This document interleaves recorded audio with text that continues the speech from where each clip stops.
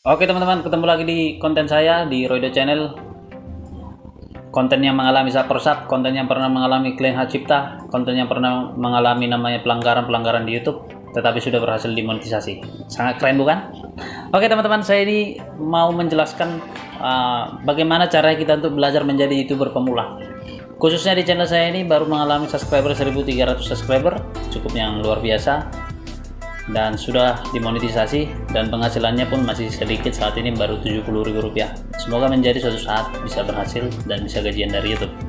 Baik teman-teman, di sini saya sebagai YouTuber pemula, khususnya seperti saya ini, supaya teman-teman menjadi YouTuber pemula bisa jauh lebih cepat maju dibandingkan seperti saya ini membangun konten 2019 baru berhasil 2022. Cukup lumayan menguras waktu dan tidak lulus-lulus juga sebagai YouTuber. Tetapi saya sudah berhasil dimonetisasi, saat ini saya baru menunggu PIN. Baik, tidak perlu banyak cerita, kita langsung to the point aja. Oke, di sini sebagai YouTuber pemula, kita yang pertama itu adalah materi yang kita sukai. Jadi sebagai kita buat konten, jangan tiba-tiba ujuk-ujuk kita pergi jalan ke pantai, tetapi karena kita lagi di pantai kita buat video lalu kita upload ke YouTube, ternyata besok kita nggak jalan-jalan lagi, nggak konsisten lagi. Itu jadi salah satu permasalahan sebagai YouTuber pemula. Tetapi kalau bisa materi yang mau dibawakan di dalam sebuah konten itu harus materi yang disukai. Itu seperti itu teman-teman. Jadi kita harus menyukai dari setiap konten yang kita upload. Seperti di konten Roydo Channel, campur-campur yang nggak jelas, tadinya tidak konsisten, tapi kali ini kita konsisten membahas tentang per-YouTuber. Baik, yang kedua, gunakan peralatan seadanya. Sebagai YouTuber pemula saya juga masih menggunakan handphone Samsung. Dan saya menggunakan tripod, tapi saat ini untuk perekaman pembuatan konten yang saya jelaskan ini saya menggunakan kamera Canon seharga 4.800.000. Tetapi kalau sebagai YouTuber pemula gunakan headset. Saya sebagai YouTuber pemula ini saya masih menggunakan headset untuk mikrofonnya. Jadi saya rekam dulu suaranya, lalu nanti saya akan masukkan ke video. Oke teman-teman, seperti itu, gunakan peralatan seadanya. Ya, tidak harus beli yang mahal-mahal juga, yang apa yang kita punya kita maksimalkan saja. Yang ketiga adalah tentukan target penonton. Jadi target penonton itu artinya seperti konten yang kita buat ini untuk anak-anak kah atau untuk orang dewasa. Kalau untuk orang dewasa mungkin dari 18 tahun ke atas sampai 60 atau 70 tahun ke atas. Dan itu adalah target kita sebagai konten kreator, harus menargetkan siapa aja yang akan menonton video gini deh. Kalau memang konten anak-anak, buat konten anak-anak, tapi kalau konten dewasa dikelompokkan di konten dewasa. Dan yang keempat adalah buat video yang menarik. Seperti di konten Roydo Channel, videonya banyak yang tidak menarik, tetapi saya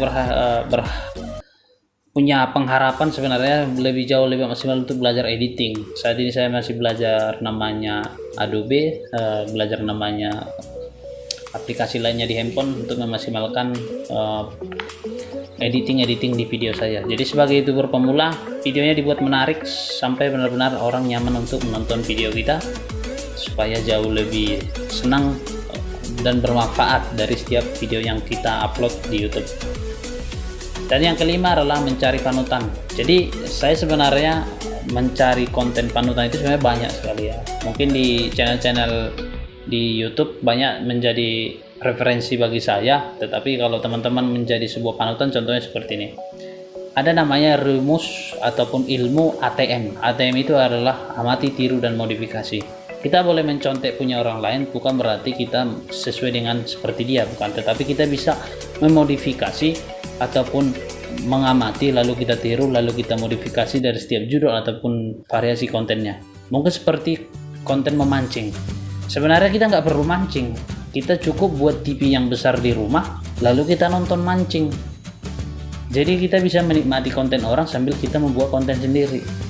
Jadi kita memberikan ekspresi, contohnya si A buat konten pancing, lalu kita tonton, lalu kita buat konten lagi saat menonton video mancing.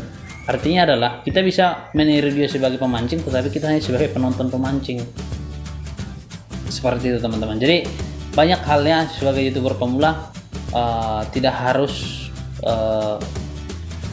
buat sempurna mungkin, tidak ya, tapi kita sering berjalan waktu, mulai dari editing 1, editing 2 sampai mungkin sampai 1000 editing, akan jauh lebih baik. Yang penting konsisten untuk satu materi saja, jangan berbelit-belit ataupun banyak materi. Kalau memang konten mancing, ya mungkin mancing di kolam A, kolam C gitu. Jadi itu artinya kata kuncinya adalah setiap ada kata pancing, itu artinya kita membuat salah satu keyword yang sudah YouTube memahami dari konten yang kita akan upload. Seperti di Roydo channel campur-campur, jadi kebingungan YouTube-nya, penghasilannya pun sedikit.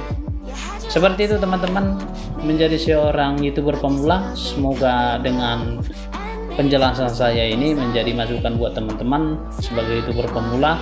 Konsisten untuk satu materi, itu pesan saya, dan buat salah satu kata kunci yang mengurut dari video 1 sampai video selanjutnya. Jangan berbelit-belit dari setiap kata kunci walaupun di akhir katanya berbeda.